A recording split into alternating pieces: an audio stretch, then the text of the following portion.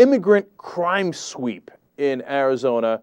We do not go on a street corner and grab people because they look like they're from another country. This man was pulled over for a cracked windshield and for going 45 in a 40-mile-an-hour zone. Before the suspects rounded up, they were brought here, booked, and put on a bus, right next to the spot set up for the sheriff's latest nationwide TV interview.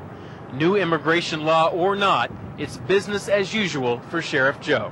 They may be here illegal when they don't have any identification, they don't speak the language, and I can go on and on. And the suspects are still being brought here at this late hour. The latest arrest numbers from today, 89 arrests. Of those, 61 are suspected of being in the country illegally, and the crime sweep picks up again tomorrow. First of all, he says it has nothing to do with race. I would venture to guess that 89 people that were picked up, out of that number, 89 were Latinos. That would be my guess, okay? What, he's going to go and arrest Swedish-looking people saying, hey, you might be here illegally? Maybe he will, but I doubt it. That's not the Sheriff Joe we know. Now, some people will say, hey, look, he got 61 illegal immigrants. And, you know, I actually have some sympathy towards that position because they are here illegally, and especially if they're doing some other crime, obviously, you more than got to go. There's no question about that. But I want you to, for a second, think about the 28 guys they got who were American citizens. And they got rounded up, and why did they get rounded up? But I assure you, it has absolutely nothing to do with race. And I sense trouble, man. I mean, the more they do this, the more it's going to blow up one day. I mean, there is a tremendous resentment building here. If all that wasn't offensive enough, then we go to Representative Ted Poe. And maybe we need to make the guy down there in southeast Texas that captured this grasshopper from Brazil, he ought to be in charge of Homeland Security. If he's able to do this with grasshoppers, just think what he could do on the southern border of the United States. Why, when giving a speech about illegal immigration, does he have a bug next to him?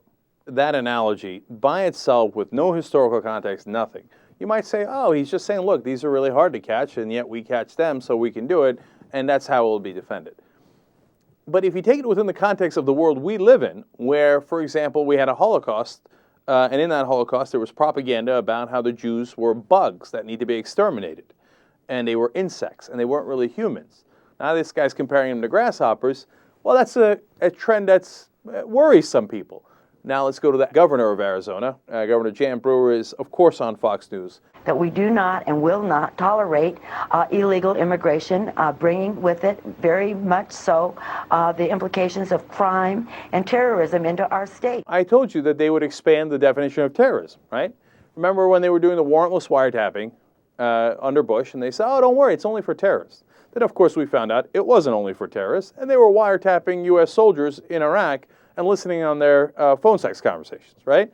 And then we said, look, the natural next thing that they're going to advance the word terrorist to is drug dealers. And that's exactly what happened. And now we have the governor of Arizona calling basically all illegal immigrants terrorists. She talks about the real problem is drugs and criminal activity. But that's exactly right. Most of the people coming over the border are just going to get normal jobs, okay? Well, the ones that are causing the tremendous problems are the ones that are criminals. And what business are they in? Drugs. What's the real problem? Yes, immigration is a problem, but as far as the violence is concerned, the real problem is that you made marijuana illegal and created this enormous gang infrastructure in Mexico now that's spilling over the border, and that's causing all this violence. We know what prohibition does. It causes gangs. When alcohol was prohibited and that you couldn't sell it, what happened? Al Capone and the gangs of Chicago came along. You have prohibition against marijuana, and you have these enormous gangs.